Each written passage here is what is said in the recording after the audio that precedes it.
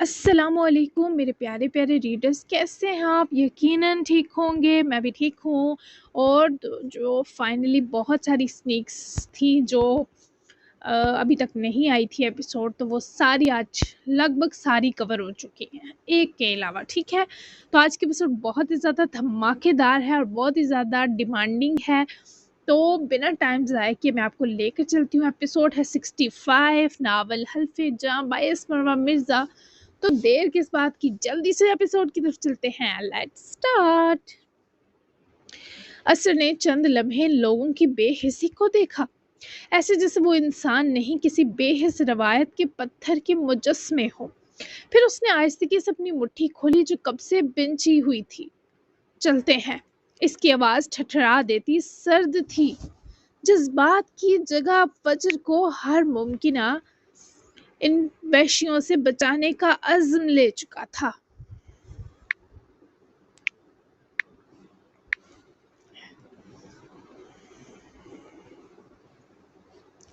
ये लोग कैसे वालिदैन हैं? बाहर निकलते ही अर्शिया ने बेख्तियार दिल पर हथेली रखी। उसका दिल बहुत उदास हो गया था। फजर के वालिदैन और उसकी वो बहनें जिनकी वो ढारस और हिम्मत थी, कोई जरा भी मलाल में न था। इन सबको 2 करोड़ मिला था। उनके लिए अब फजर या उसके वजूद की कोई अहमियत न थी। वालिदैन नहीं, सौदागर हैं। इनके दिलों की जमीन बंजर हो चुकी है। अनीस ने इन दोनों के उतरे चेहरे देखे। गर्दन मोड़कर फजर के घर को एक अलविदाई नजर में भरा। अब हमारे लिए आगे का रास्ता ज्यादा कठिन है। फजर यहाँ होती तो हम आसानी से उसे यहाँ से ले जाते, लेकिन अब वो मासूम लड़की इन बड़े संगदिलों की हवेली है। मैं हवेली का एड्रेस लेती हूँ, फजर की बहन से वेट। अर्शिया ने असर को हिम्मत ना हारने की तलकीन के साथ फजर की बहन को मैसेज भेजा, जिसने फौरी हवेली का पता भेज दिया। लोकेशन के मुताबिक हवेली यहाँ से ज्यादा दूर ना थी। इसे वहां से जल्दी निकालते हैं। असर ने गाड़ी का दरवाजा खोलते हुए बस इतना कहा। अनीस ने उसके शाने को थपथपा कर इस बात में गर्दन हिलाई और वो गाड़ी में सवार हुए। असर ने भी अपनी ड्राइविंग सीट संभाली। गाड़ी सड़क पर आ चुकी थी। फिजा में गर्द थी और असर के दिल में आग दहक रही थी। मौसम हवादार और नहायत ठंडा होना शुरू हो चुका था। आसमान का दामन घने स्याह बादलों की ओट में छुपने लगा था। मेरा प्यारा भाई असर, वो पीछे बैठी मुसलसल असर की आसानी के लिए दुआ गो थी। तभी अनीस ने उसका हाथ अपने हाथ में लेते अपने होंठों के पास लाया। अर्शिया ने उदास निगाहें अनीस की आंखों से जमाई। अभी अनीस भी असर के लिए ही परेशान था। उसकी हथेली चूमकर दिलासा दिया। सरदारों की हवेली कितनी दूर है अर्शी? इसने अनीस और अर्शिया से पूछा तो वो एक दूसरे से तवज्जो हटा के, तकरीबन 10 मिनट, लेकिन असर वो लोग आसान नहीं होंगे। ये लेन देन आम शादी नहीं, सौदा है, और वो अपनी इज्जत के नाम पर कुछ भी कर सकते हैं। असर की आंखों में सख्त सफाकाना चमक उभरी। हम हर कीमत चुकाने को तैयार हैं, है ना? असर ने इस बार अनीस और अर्शिया को मिरर से देखा, जो दिलो जान से इतराफ करते नजर आए और मुस्कुराए भी। आखिर 10 मिनट का ये सफर मुकम्मल हुआ और बलोच सरदारों की शानदार हवेली दूर से ही नुमाया थी। ऊंची दीवारें, भारी दरवाजा और मुसल्ह पहरेदार, यानी दुश्मनदार लोग थे। गाड़ी इस हवेली के बड़े गेट के सामने रुकी तो एक गार्ड आगे बढ़ा। असर समेत अर्शिया और अनीस भी गाड़ी के दरवाजे खोलते पिछली तरफ से निकले। हवेली में आज मेहंदी का जश्न था, इस लिहाज से हवेली को गेंदे और मोतिये के फूलों से सजाया गया था। सजावट देखकर असर का हल कड़वा हुआ। किससे मिलना है? गार्ड इन 3 शहरी लोगों को देखता उनकी तरफ बढ़ा। अर्शिया ने जल्दी से अपना दुपट्टा ढीले से अंदाज में अपने सर पर ओढ़ लिया। सरदार साहब से। अनीस ने पूरे एतमाद लहजे में इतला दी, जिस पर इस पहरेदार आदमी ने तीनों को सर से पैर तक मशकूक निगाहों से निहारा, जबकि असर और अर्शिया का सजावट देखकर एक सा गुस्से से बुरा हाल हो रहा था। मैं पूछ कर आता हूँ, यहीं ठहरो तब तक तुम लोग, उस पहरेदार आदमी ने नहूत से जवाब दिया और गेट खोलकर हवेली के अंदर दाखिल हुआ और दरवाजा भी बंद कर गया। असर ने अपनी मुट्ठियां जब्त से भींची। अनीस ने उसकी तरफ 2 कदम बढ़ाते उसकी बिंची मुट्ठी आहिस्तगी से अपने हाथ में लेकर दबाते दूसरे हाथ से असर की गाल थपका कर उसे होश थामने की खामोश तंबीह की। यहाँ जोश नहीं, होश दरकार है असर मियाँ। اپنے اندر یہ آگ اور غصہ صحیح وقت کے لیے بچا کر رکھو۔ ان لوگوں کو ان کی منہ مانگی رقم دیں گے، اس لیے ہمت رکھو۔ انیس نے اسے جو تاکید کی اس پر ارشیا بھی 100% متفق تھی۔ فجر کو کل رات سے ایک نجی کمرے میں رکھا گیا تھا جہاں 2 خادمائیں اس کی خدمت میں مصروف تھیں۔ ابھی بھی اس کے پاس بیڈ پر رات پہننے والے کپڑے اور زیورات کا تھال پڑا تھا جسے دیکھ کر وہ خون کے آنسو بہانے میں مصروف تھی۔ شدید برا روئے جا رہی تھی۔ میرا دل درد کر رہا ہے سر۔ انیس کو اثر کے لہجے سے تکلیف پھوٹتی محسوس ہوئی۔ یقین رکھو کہ اس درد کا علاج بھی آج ہی ہوگا۔ انیس نے اسے بھرپور حوصلہ تھمایا۔ ارشیا بھی 2 قدم آگے آئی۔ اثر تم کر لو گے، مجھے تم پر پورا بھروسہ ہے۔ میرے پیارے بھائی، تم خود کو کمزور مت پڑنے دینا۔ میں اور انیس تمہارے پیچھے بیک بون کی طرح ہوں گے۔ للکار کر کہنا میری فجر مجھے واپس کریں۔ ارشیا کی مسکراتی ہوئی امید افزا تسلی بھی سونے پر سہاگا ثابت ہوئی۔ اثر کے حوصلے از سر نوجوان ہوئے۔ اندر حویلی میں ان 3 غیر متوقع مہمانوں کے آنے کی اطلاع گئی۔ کچھ دیر بعد وہ گارڈ باہر آیا اور اس نے دروازہ کھول کر ان تینوں کو حویلی میں داخل ہونے کی اجازت دی۔ وہ وسیع صحن سے گزرتے ایک بڑے کمرے تک پہنچے جہاں قالین بچھے تھے اور دیواروں پر پرانی تصاویر چپساں تھی۔ کئی طرح کے صوفے دھرے تھے۔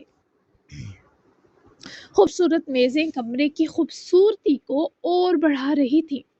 درمیان میں بیٹھا وہ باوقار شخص یقیناً اس حویلی کا بڑا سردار تھا۔ عمر رسیدہ مگر آنکھوں میں اقتدار کا غرور بنا غور کیے بھی چبھنے کی حد تک سامنے والے کو دکھائی دے رہا تھا۔ کہیے کون ہے آپ لوگ اور کس مقصد کے لیے تشریف لائے ہیں؟ وہ نجف نامی شخص ان بن بلائے مہمانوں کو دیکھتا قدرے تعجب سے مستفسر ہوا۔ وہ ان کے آنے کے مقصد کے بارے آگہی کا خواہاں تھا۔ مہمانوں کا سنے کچھ لوگ مزید اس جگہ آتے دکھائی دیے جو سب نج سردار کے اہل خانہ میں سے ہی تھے، خاص کر وہ ایک سرد تاثرات والا نوجوان جس کے چہرے پر سنگلاں چٹان سی سختی تھی۔ شاید اسی سے فجر کی شادی ہونے جا رہی تھی۔ حویلی کی عورتیں سب سہمی بھیڑوں سے زیادہ کی اہمیت نہیں رکھتی تھی۔ ان کے چہرے سے ہی ان لوگوں کی دہشت کا اثر جھلک رہا تھا۔ اثر نے سیدھا ان کی آنکھوں میں دیکھا۔ سردار نجف اس کے جواب کے منتظر تھے۔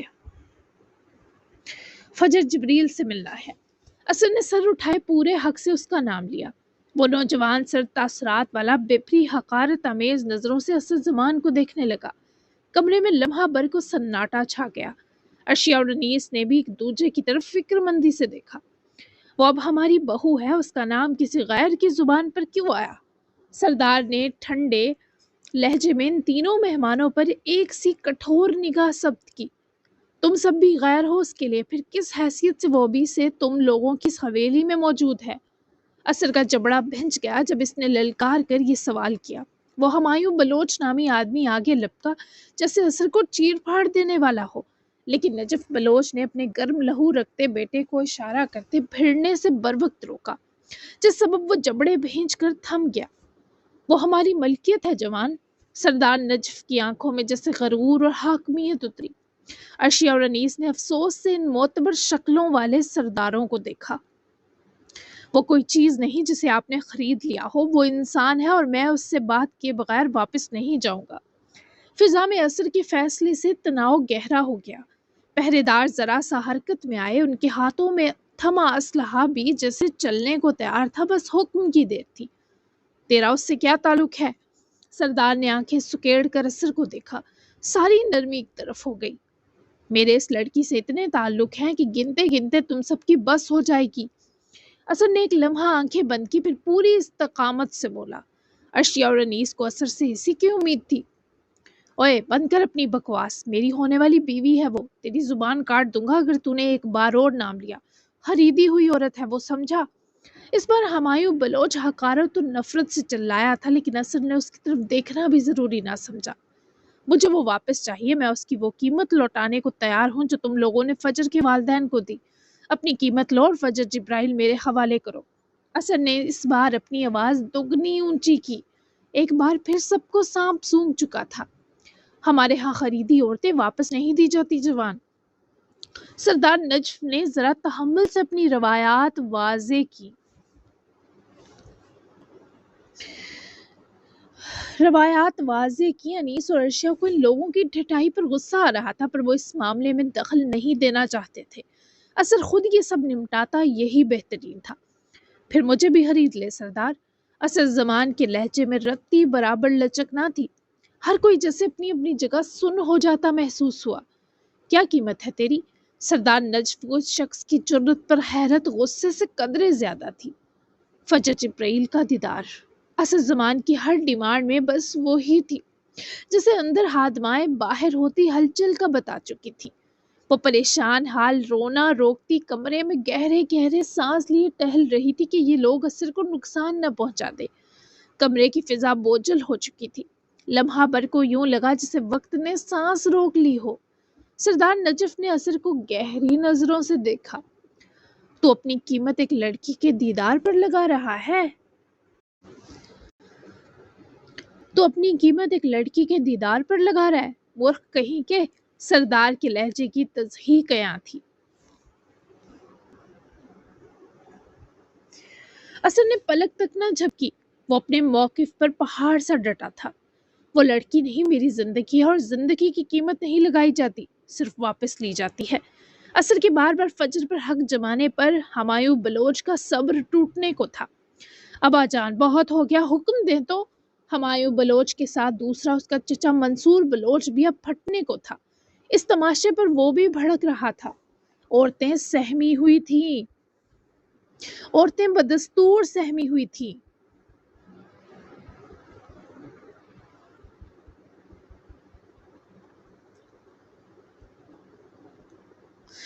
اثر نے اس پدکتے سردار کو ایسی آنکھوں سے دیکھا کہ ہمایوں بلوچ کے رونگٹے کھڑے ہو گئے۔ خاموش! سردار نجف کی کرخت آواز کمرے میں گونجی جسے وہ سب غیر ضروری آوازوں کو ساکن کر دینا چاہتا ہو۔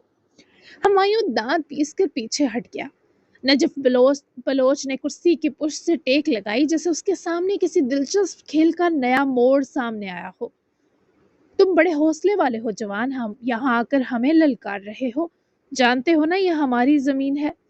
نجف بلوچ کی آنکھوں میں غصہ بھرا تھا، لیکن اس غصے کی شدت اثر کے اندر بھڑکتی آگ سے قدرے کم تھی۔ زمین تمہاری ہو سکتی ہے مگر کسی معصوم کی زندگی نہیں۔ زبردستی اسے یہاں لایا گیا، اس کے لالچی ماں باپ کو 2 کروڑ دیا گیا۔ محبت ہے وہ میری، میں اسے کسی لچے لفنگے کی دل لگی اور عیاشی کا سامان نہیں بننے دوں گا۔ اثر کا اشارہ سیدھا اس مغرور بگڑے نواب ہمایوں بلوچ کی جانب تھا۔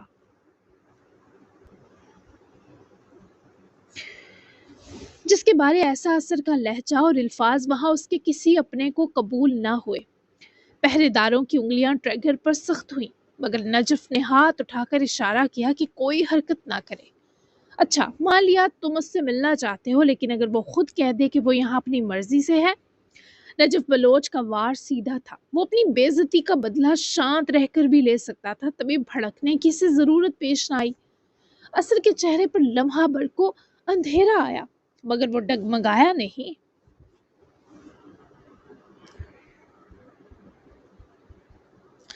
تو میں خاموشی سے پلٹ جاؤں گا، لیکن اس کی آنکھوں میں ایک آنسو بھی زبردستی کا ہوا تو پھر یہ معاملہ روایت سے نکل کر جنگ بن جائے گا۔ معزز سردار، انیس نے دل ہی دل میں اثر کی اس لمبی ہوتی آزمائش پر سانس کھینچی۔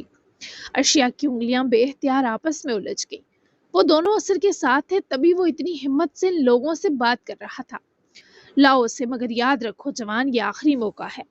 نجف بلوچ نے کچھ سوچا، پھر خادم کو اشارہ کرنے کے ساتھ اثر کو وارننگ دی۔ ارشیا اور انیس پر بھی پر امید ہوئے کہ اب کچھ اچھا ہوتا نظر آ رہا ہے۔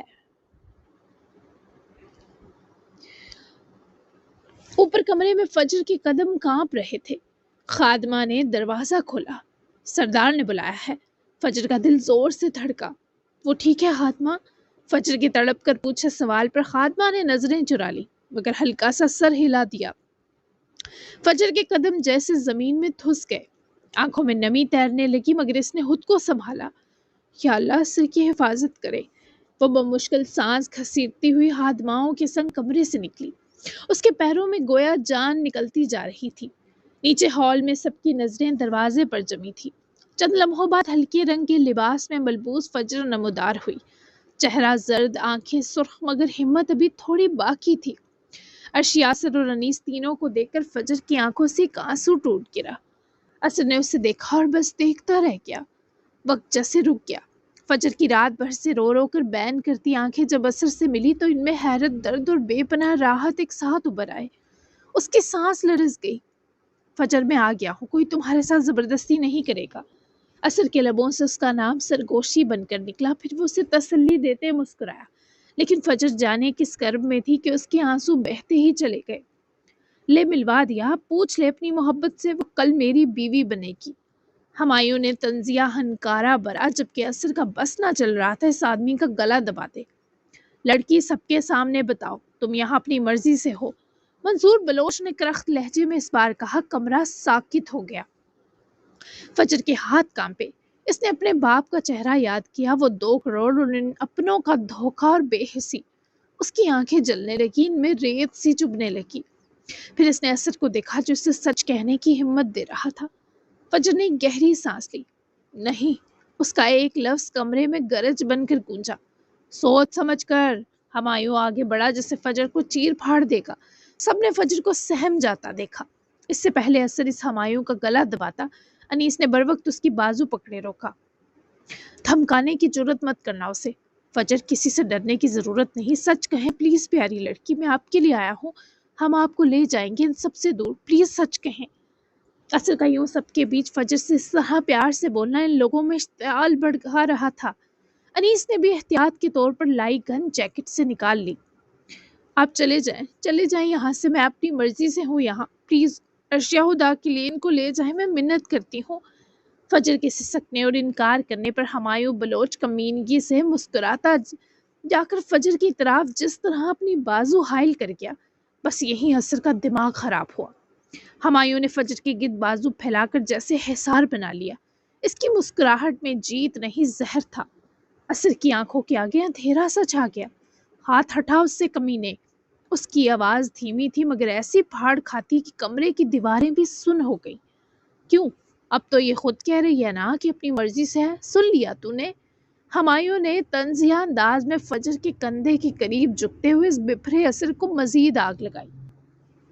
فجر کی پلکوں سے آنسو ٹپکے، اس نے نظریں جھکا لی۔ اثر نے وہ جھکی ہوئی آنکھیں دیکھ لی، وہ انکار نہیں تھا، خوف تھا۔ فجر، اس نے ایک قدم آگے بڑھایا تو وہ تڑپ کر آنکھیں اٹھاتی سرخ ڈوروں سے اسے دیکھنے لگی۔ اگر تم اپنی مرضی سے ہو تو میری آنکھوں میں دیکھ کر کہو۔ کمرے میں سناٹا پھر گہرا ہوا۔ ہمایوں نے اس کی ٹھوڑی تھامنے کو ہاتھ بڑھایا مگر اس سے پہلے اثر بجلی کسی تیزی سے آگے آیا اور اس کا ہاتھ جھٹک دیا۔ چھونے کی جرات مت کرنا۔ اثر کے غرانے پر پہرے دار فوراً حرکت میں آئے۔ انیس نے فوراً اپنی گن نکال کر نیچے کی سمت مگر واضح انداز میں تھام لی، کیونکہ اس وقت وہ سب ہتھیاروں کے نشانوں پر تھے۔ ارشیا بھی اثر کی طرح فجر کے انکار پر اندر تک زخمی ہو رہی تھی۔ کوئی بھی آگے بڑھا تو اچھا نہیں ہوگا، ہم لڑنے نہیں آئے تو مجبور نہ کرے۔ انیس نے تمام پہرے داروں کو ایک خاموش وارننگ دی۔ یہ ہماری حویلی ہے، ہتھیار نیچے کرو۔ نجف بلوچ کرسی سے اٹھ کھڑا ہوا۔ اس کے لوگ بھی ہتھیار نیچے کر چکے تھے تو انیس نے بھی گن نیچے کر لی۔ فجر، پلیز سچ کہیں، مجھے اتنا برا مت توڑیں، میں کیا آپ کو بیچ راہ میں چھوڑنے والا بزدل لگتا ہوں؟ ہمت کریں ورنہ آپ کے انکار کے باوجود بھی میں آپ کو یہاں سے لے جاؤں گا، لیکن پھر ہونے والے خون خرابے کی آپ ذمہ دار ہوں گی۔ اثر نے آخری بار اس روتی لڑکی سے التجا کی تھی۔ بس بہت ہو گیا، اس کا فیصلہ ہمارا جرگہ کرے گا، وہی بتائے گا کہ فجر جبرائیل کے عاشق اثر زمان کے پاس فجر کی قیمت ادا کرنے کا حق ہے یا نہیں۔ جرگے کا فیصلہ ہم بھی مانیں گے اور تم بھی۔ اب بس کرو یہ سب۔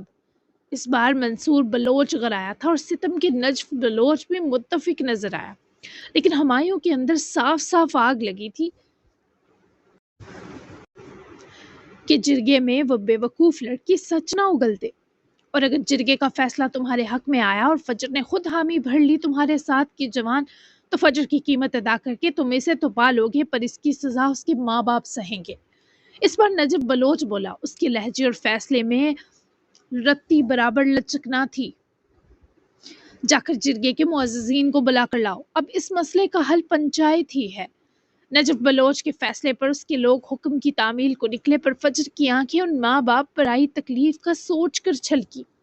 एक तरफ असर था और दूसरी तरफ उसके माँ बाप। भले वो खुद गर्ज और लालची हों, पर वो तो बुरी बेटी ना थी। फजर के कदम जैसे जमीन में धुस गए। जिरगा नामी इस लफ्ज ने इसके अंदर नई कयामत मचा दी। एक तरफ फसर की आंखों में जलता यकीन था, दूसरी तरफ माँ बाप की वो शबीह जो कमजोर सही मगर उसके अपने थे। मैं किसी इंसान की कीमत अदा नहीं करूंगा। फजर कोई जमीन का टुकड़ा नहीं जिसकी बोली लगे। मैं तुम लोगों का दिया वो पैसा कर्ज की सूरत लौटाऊंगा, लेकिन फजर के वालिदैन को कोई सजा नहीं ना दी जाए। उन्हें सजा उनका अल्लाह देगा। असर ने नजफ बलोच को सीधा देखकर फैसला सुनाया। ओ, तुम तो महान दामाद हो फिर। जिरगा फैसला कर देगा तुम्हारा। यहाँ आना भी जुर्म था, देखते जाओ। हुमायूं तल्ख हंसी हंसा। बस बात अब हमारे हाथ से निकल चुकी है, जिरगा आएगा वही फैसला करेगा। मंसूर बलोच ने हाथ उठाए, हतमी फैसला सुनाया। तभी असर ने आगे बढ़ते एक गार्ड के हाथ से गन ली और दूसरे हाथ से फजर की बाजू दबोच कर अपनी तरफ खींचा, क्योंकि हुमायूं इसे बहाने बहाने से हाथ लगा रहा था। एक बार फिर सबकी बंदूकें तनी, मगर असर ने सबको गन दिखाई और फजर को वो वहां से पकड़े हवेली के किसी खाली कमरे की तरफ बढ़ा। अनीस ने उसके पीछे जाते लोगों पर गन ताने उन्हें रोका। सबकी हकारत भरी नजरें अनीस और अर्शिया पर भी थी। असर ने कमरे में उसे घसीट कर लाते फजर की बाजू छोड़ते दरवाजा बोर्ड से पटक कर बंद किया तो वो हिचकियों से रोने लगी। पागल हो गए हैं, क्या कर रहे हैं? फजर जैसे चीख पड़ी। कल जब तुम अर्शिया से फोन पर हिचकियां भरकर बात कर रही थी, मैं साथ ही बैठा था। उस हाथ ने मेरे सीने में आग लगाई थी, इसका तो मैं हिसाब भी नहीं ले रहा। फजर, जब मैं कह रहा हूं मैं बचा लूंगा, फिर डर क्यों रही हो? वो उसके रोने की वजह समझने के बावजूद बिगड़ा। ये क्या तरीका था? ऐसे मुझे छीन कर ले जाएंगे तो क्या वो सरदार मेरे वालिदैन को जिंदा छोड़ेंगे? प्लीज असर, होश में आए। यहाँ खरीदी औरतों पर से कभी उनका तासुब नहीं हटता। वो रोती हुई असर का गिरेबान दबोचे इस दंगे फसाद को रोकने के इल्तिजा में इन्हीं वालिदैन का सोच रही थी जिन्होंने अपना लख्ते जिगर पैसों के अवज बेचा था। हम उन्हें मुंह मांगी कीमत देने को तैयार हैं। कुछ ही देर में उनके जिरगे का फैसला आ जाएगा। इन वालिदैन की तरफदारी मत करना फजर, जिन्होंने तुम्हें इंसान भी नहीं समझा। असल ने उसके दोनों हाथ अपने गिरेबान से पकड़कर हटाने चाहे, पर वो बच्चों की तरह सिसक उठी, जिस सबब वो उसके हाथ ना झटक सका। वो आपको नुकसान देंगे, मत करें ऐसा असर। वो दम देने की अजियत से गुजर रही थी। जितना नुकसान तुम्हें अब तक रुलाकर वो मुझे दे चुके हैं, अब इससे ज्यादा का हक नहीं दूंगा। अपना और अपनी औरत दोनों का दिफा करना आता है मुझे। वो उसके आंसुओं को हरगिज बर्दाश्त नहीं कर सकता, खासकर जो इस डर से बहें कि कुछ बुरा होगा। वो सांस रोके उससे देखती चली गई। मेरे माँ बाप को वो तकलीफ पहुंचाएंगे। वो अब तक रो रही थी। इन खुद गर्जों को 2 करोड़ के बदले तकलीफ मिली भी तो वो सह लेंगे। तुम जिरगे में सच कहोगी। सुना तुमने? तुम पर मजबूर कर रही है। मैं आप कहकर ज्यादा सुकून महसूस करता हूँ। चुप करें। उसके दिलासे पर तड़प कर कराहती इससे दूर हुई। अनीस और अर्शिया भी पीछे आए, मगर वो इन दो की बहस सुने दरवाजे में ही रुक गए। अर्शिया ने अनीस के हाथ में गन देखते डर कर उसकी आंखों में देखा। बेफिक्र रहो, तुम्हें मारने के लिए मेरी हेजल ब्राउन आंखें ही काफी हैं खातून। अर्शिया ने इस संगीन वक्त इस बंदे से ऐसा मजाक उम्मीद ना किया था। Very funny. तुम्हें इस वक्त भी अटकेलियां सूझ रही हैं? मेरा तो दिल कांप रहा है। खून हराबे से पनाह मांग रही हूँ हर सांस के साथ। वो इतनी ज्यादा घबराई थी कि अनीस को उसे एक बार गले लगाना जरूरी लगा। यहाँ आओ, परेशान मत हो। मैं तो असर की हिम्मत पर फिदा हो गया हूँ। वो खून हराबे की नौबत नहीं आने देगा। अगर जिरगे में वो सच बोल देती है तो जिरगा हमारे लिए फैसला सुनाएगा। अनीस ने बाजू खोली ही जब वो जोर से ठक करती उसके सीने लगी। लिपटी। अनीस को इसका एहसास शिद्दत से हुआ कि अगर वो उसे गले ना लगाता तो वो मजीद घबरा जाती। उनके पीछे ही आता मंसूर बलोच उनको गले लगा देखते वहीं से फंकारा। असल फसाद तो तुम दोनों हो। उस असर को हमारे सर डालकर यहाँ गुलछर्रे मना रहे हो कौन तुम? मनहूस हो? मनहूस। मंसूर बलोच की इस दर्जा तुंद हिसाब दही पर अर्शिया तो घबरा कर अनीस से दूर हो गई, पर अनीस बहुत कूल मूड में सरदार को लगी आग से महजूज हुआ और अर्शिया को कमर में हाथ लपेट कर अपनी तरफ खींचा। मैं जन मुरीद हूँ। अनीस ने बहुत इत्मीनान से अपना तारुफ दिया। मंसूर बलोच ने नासमझी से शख्स को देखा, जबकि अर्शिया भी चौंकी। پھر انیس کا شرارت پر اترا چہرہ دیکھے مسکرائی۔ اب اگر وہ اپنا تعارف نہ دیتی تو زیادتی ہو جاتی، اور میں ان کے جملے والی وہی زن ہوں جن کے یہ مرید ہیں۔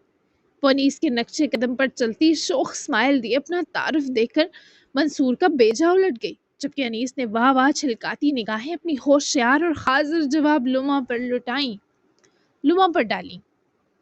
سبھی پاگل ہیں یہ۔ منصور بلوچ لان تان کرتا وہاں سے جیسے آیا نکل لیا، لیکن اب مسٹر اور مسز الوی ایک دوسرے کو دیکھ کر مسکرا رہے تھے۔ اوہو زن صاحبہ، اس کی کمر میں ہاتھ رکھ کر ایک ہی جھٹکے میں ارشیا کو اپنے سینے سے لگا گیا، جس پر وہ اس کے سینے پر ہتھیلی رکھتے گھوری۔ شرم کرو مسٹر مرید، ہم دشمن دھار لوگوں کی حویلی میں ہیں، کسی نے ویڈیو بنا کر وائرل کر دی تو؟ وہ معصومانہ سا گھوری، جس پر وہ کہا لگاتا ارشیا کو اپنے حصار سے نکلنے کی اجازت دے گیا۔ لیکن ان خاتون کا مسکرانا، لجانا اور انیس خانم کے دل سے چھیڑ خانی جان لیوا تھی۔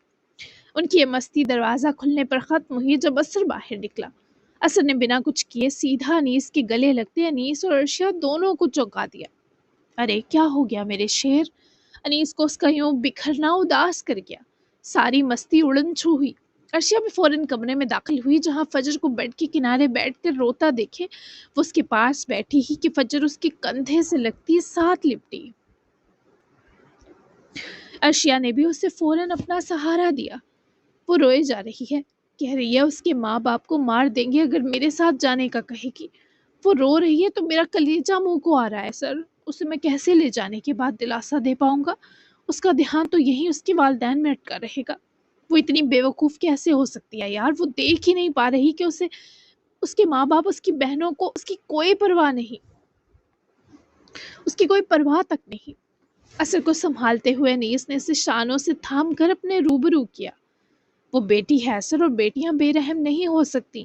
پرسکون ہو جاؤ، آج ہی سب طے کر کے جائیں گے، وہ تمہارے حق میں فیصلہ دے گی، میرا دل کہہ رہا ہے۔ تمہیں بھلا کون رد کر سکتا ہے؟ تم بہترین انسان ہو۔ انیس کا یقین اثر کو اپنا ٹوٹا حوصلہ جوڑنے میں مددگار ہوا۔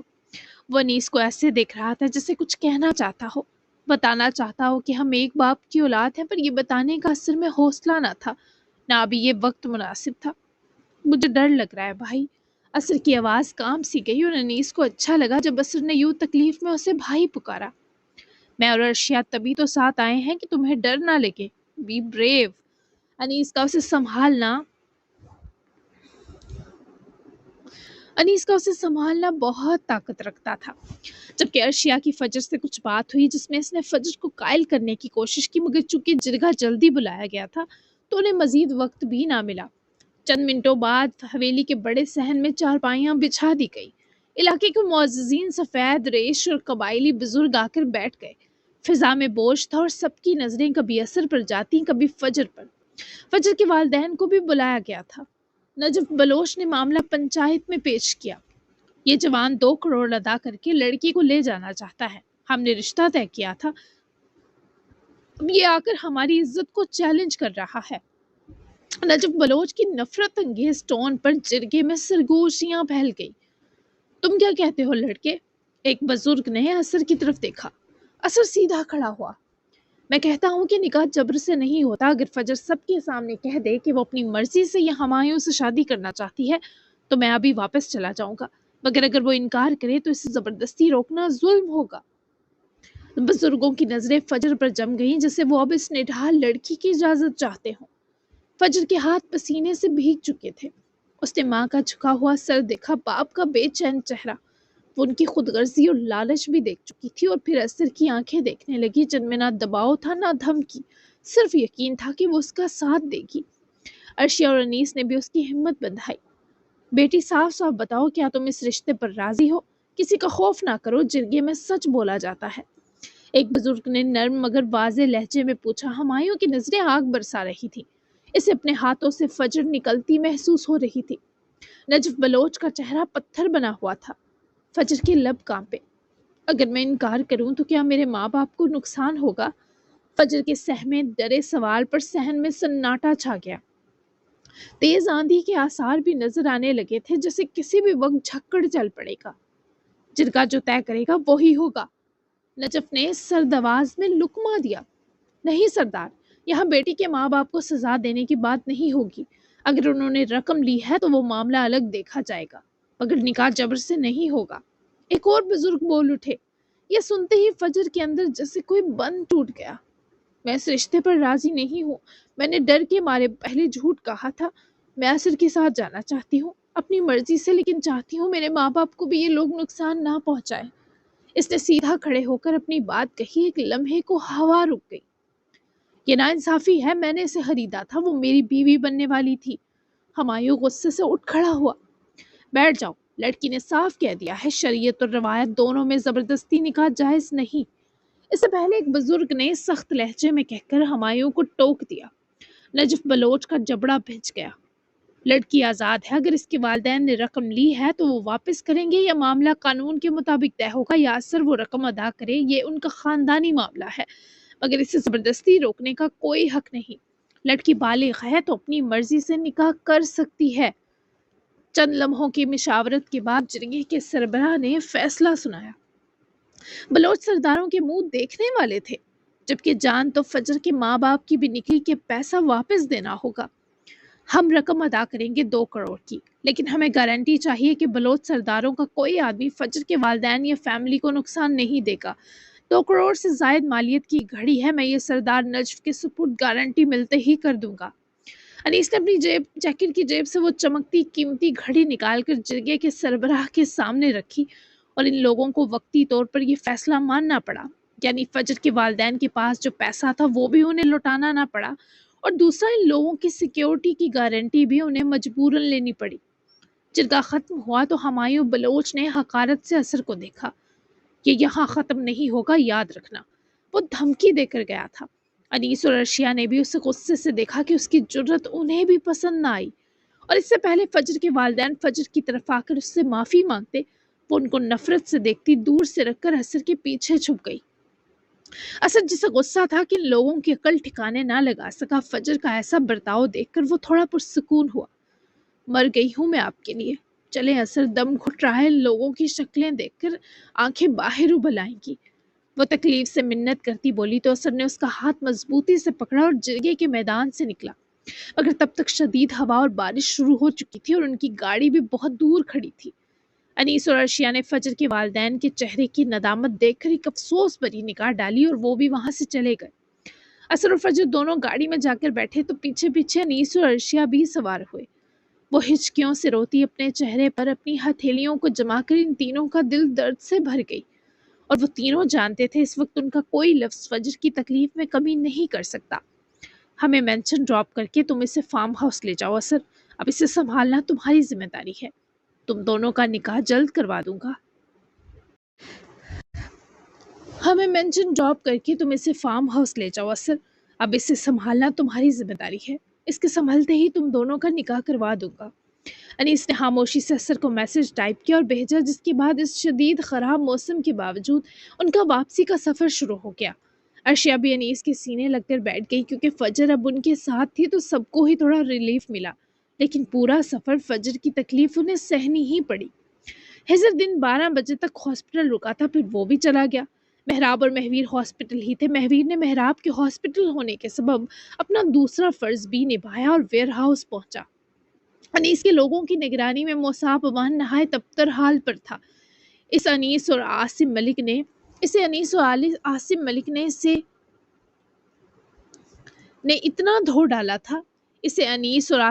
نے اتنا دھو ڈالا تھا کہ اگر مہویر کی ایک چپیڑ بھی پڑتی تو مصعب کا شرطیہ دم نکل جاتا۔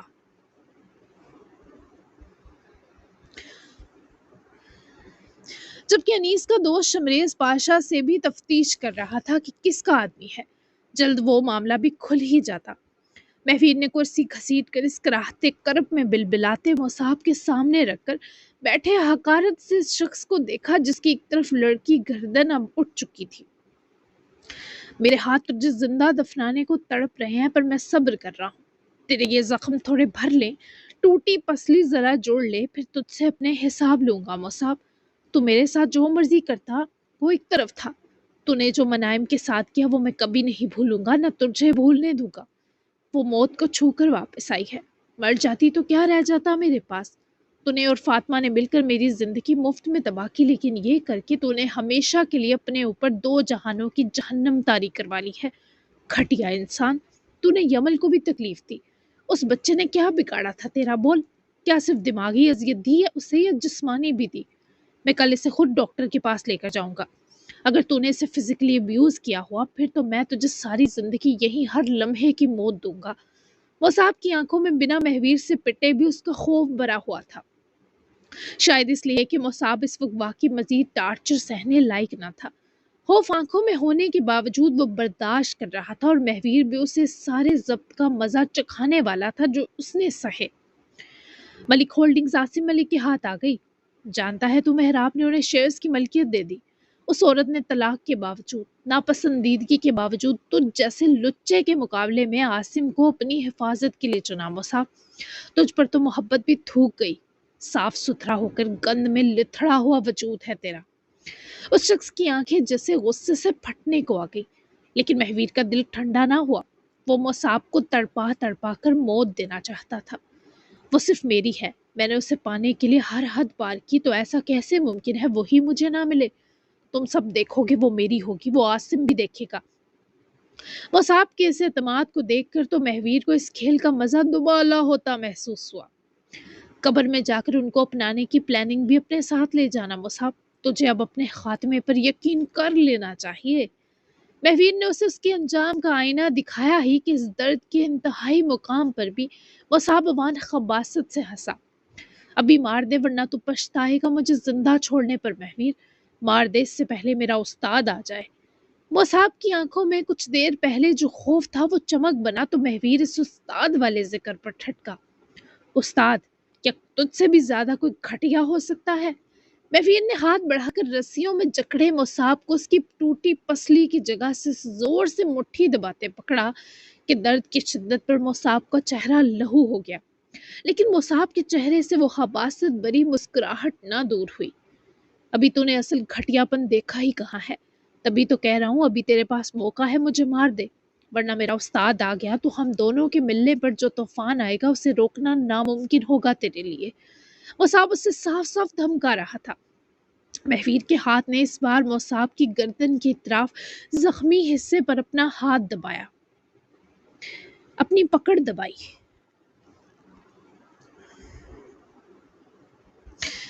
اپنی پکڑ بڑھائی۔ درد کی اخیر شدت بھی مصعب سہ گیا۔ مہویر نے تبھی اپنے ہاتھ کی گرفت بھی سخت کی جس سبب مصعب کا سانس اٹکنے لگا۔ پھر ایسا کرتے ہیں، تیرے اس استاد کا ویٹ کرتے ہیں، میں بھی دیکھوں تو کس گھٹیا پن کی بات کر رہا ہے۔ پتا کون ہے تیرا استاد؟ میں بذات خود اس کی راہوں میں انگارے بچھاتا ہوں۔ مہویر کی دلچسپی بھی جیسے بڑھ گئی۔ آخر ایسا کون سا استاد تھا اس نجس آدمی کا؟ درندگی اور سفاکیت کی انتہا کیا ہی ہو سکتی تھی؟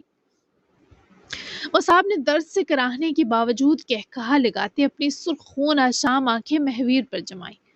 انگارے تو وہ بھرے گا ہر اس فرد کے حلق میں جس نے مجھے ہاتھ لگایا، تو انیس غانم اور تیرا وہ چہیتا سسر عاصم ملک، باپ سمجھ اسے میرا۔ مصعب کے دھمکانے پر اس بار کہا مہویر نے لگایا۔ مصعب کے چہرے پر ایک بار پھر مہویر مسحاق کا خوف امڈ آیا۔ تو جیسا کوئی غلیظ ہی ہوگا جس نے تیرے جیسی ناپاک چیز کو اپنی اولاد بنایا ہے۔ میں اب بہت بے صبری سے تیرے اس استاد کا انتظار کروں گا۔ تم دونوں مل کر جتنا بڑا قہر بن جاؤ، لیکن اس آتش فشاں کے آگے کچھ نہیں جو میرے سینے میں بن چکا ہے اور کسی بھی وقت اپنا لاوا اگل دے گا۔ مصعب عوان، تیرا نام لیتے لوگ ڈریں گے کہ کہیں ان کی زبان ناپاک نہ ہو جائے۔ تو جانتا ہی نہیں تیرا انجام میں لکھ چکا ہوں، بس اس انجام پر عمل درآمد باقی ہے۔ مصعب کے ہونٹوں پر جمع خون اس کے کہکہے کے ساتھ پھیل گیا۔ انجام؟ وہ زخمی سانسوں کے بیچ ہنسا۔ ہاں، تیرا بھیانک انجام۔ مہویر کی نفرت اس کی ٹھنڈی مسکراہٹ میں قید تھی۔ میرا انجام لکھنے والے بہت آئے لیکن کوئی آخری صفحہ تک نہ پہنچ سکا۔ مہویر کی آنکھوں میں دہکتی سرخی اور گہری ہو گئی اور اس نے اس کی گردن سے ہاتھ ہٹایا، مگر اگلے ہی لمحے کرسی کو ٹھوکر مار کر اسے پیچھے گرا دیا۔ لکڑی فرش سے ٹکرائی تو گونج کمرے میں پھیل گئی۔ مصعب کے حلق سے دلہرا سسکیاں نکلی۔ تو بس پھونکتا رہ۔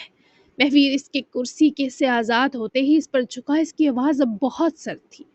میں انتظار کروں گا، دیکھتے ہیں تیرا استاد آتا ہے یا میں خود اسے گھسیٹ کر یہاں لاتا ہوں۔ مصعب نے زخمی پسلی کے درد پر ہلکی سے سسکی بھری مگر آنکھوں میں وہی شفاف چمک تھی۔ وہ خود آئے گا۔ جب سایہ لمبا ہو جاتا ہے تو سمجھ لو سورج ڈوبنے والا ہے۔ مصعب کو چند آدمی پکڑ کر واپس کرسی پر بٹھا گئے، اسے دوبارہ رسیوں سے جکڑا گیا۔ میرا سورج کسی کے آنے سے نہیں ڈوبتا، بلکہ اب یہی سورج سوا نیزے پر آ کر چمکے گا۔ تجھے اپنے استاد سمیت مجھ سے مقابلہ کرنا ہوگا۔ میرے جیتے جی تو انیس یا عاصم ملک کا بال بھی بھیکا نہیں کر سکے گا، نہ کسی اور کی طرف اب میلی آنکھ سے دیکھ سکے گا۔ مہویر نے دونوں آدمیوں کو پیچھے ہٹنے کا اشارہ کیا اور کرسی کی بازوؤں پر ہاتھ رکھتے وہ مصعب کے منہ کی جانب نزدیک ہوئے بولا۔ اس کی سیاہ آنکھوں میں طوفان تھے۔ میرا استاد تیری سوچ سے بہت آگے کی چیز ہے، تو انتظار کر، بس گنے چنے 6 دن مہویر میں ساکھ۔ مہویر نے دلچسپی سے یہ چیلنج لیا اور سیدھا ہو کر کھڑا ہوا۔ مصعب کی اس حالت پر مہویر محسوس ہوا کہ شاید مار اس کے دماغ پر چڑھ گئی ہے۔ اگر ایسا ہے تو یہ 6 دن بہت مزیدار کٹیں گے۔ مجھے بھی بہت انتظار ہے اب، تجھ سمیت تیرے استاد کے زندہ دفن ہونے کا۔ مہویر کی آنکھیں مسکرا کر چمکی۔ وہ مسکراتا ہوا ہی مصعب کے بالوں کو مٹھی میں زور سے دبوچ گیا کہ گما تھا وہ مصعب کے سر کی جڑوں سے کسی بھی وقت اکھڑ جائیں گے۔ ٹنٹنا دھماکے دار سی ایپیسوڈ کیسی لگی آپ کو؟ تو کل جمعرات ہے، جمعرات کو میں ایپیسوڈ نہیں دیا کروں گی، جمعرات اور اتوار کا گیپ ہوا کرے گا رمضان میں، تو اب ہم ملیں گے جمعے کو لمبی اور میگا ایپیسوڈ کے ساتھ۔ بہت ہی لمبی ایپیسوڈ ہوگی، مزیدار ہوگی، چس والی ایپیسوڈ ہوگی، اس لیے کل کے لیے مجھے گیپ چاہیے تاکہ میں مزید آگے والے ٹویسٹ سوچ سکوں اور لکھ سکوں، کیونکہ رمضان میں اتنا ٹائم نہیں ہوتا سوچنے سمجھنے کا، تو اس لیے مجھے گیپ چاہیے۔ تو ملتے ہیں اب ہم منڈے کو، تب تک کے لیے اللہ حافظ، دعاؤں میں یاد رکھیے گا، اپنا پیارا سا تبصرہ دینا بالکل مت بھولیے گا۔ اگلی ساری ایپیسوڈ بہت ہی زیادہ دھماکے دار ہونے والی ہیں، خاص کر جمعے اور ہفتے کی ایپیسوڈ۔ تو ملتے ہیں پھر، بائے۔